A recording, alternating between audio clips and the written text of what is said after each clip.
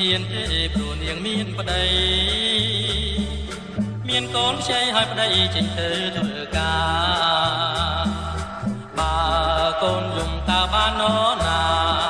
នឹងបញ្ចុកអាហារឲ្យទឹងដល់គោវាបើបងកុំគិតឆ្ងាយពីប្រជាជួយឈ្នួលឲ្យមើលកូនទៅតែនាំមកស្រើបងមិនទៅដើរលេងជាមួយស្រីទេយី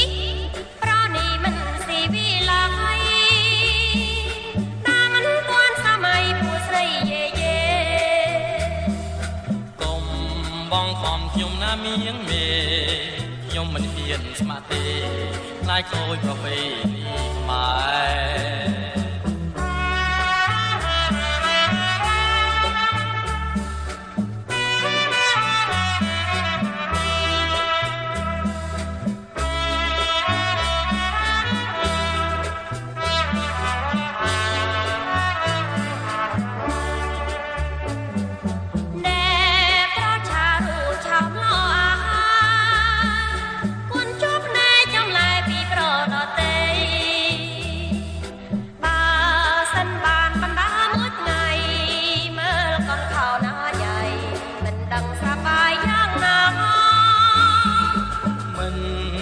ទេព្រោះនាងមានប្តី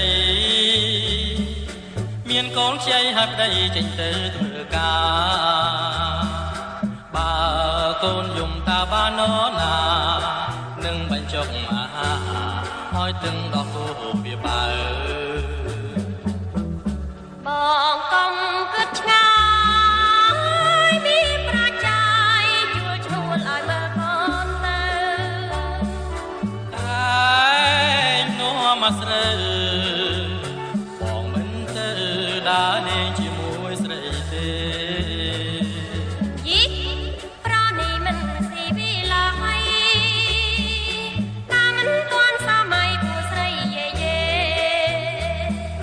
កុំបងខំខ្ញុំណាមៀងមេ